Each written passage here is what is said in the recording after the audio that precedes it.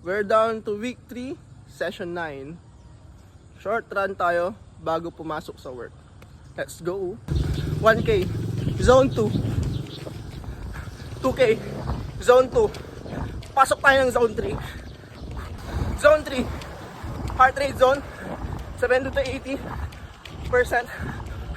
This is a lactate clearance.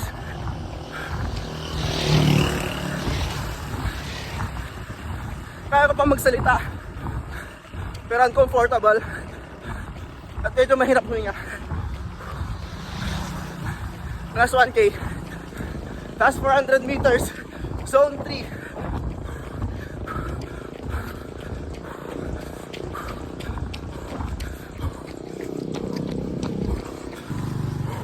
Okay, 3K.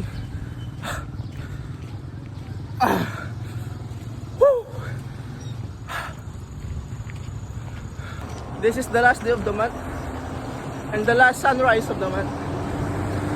Sarap sa feeling. Gaganito tayo huminga.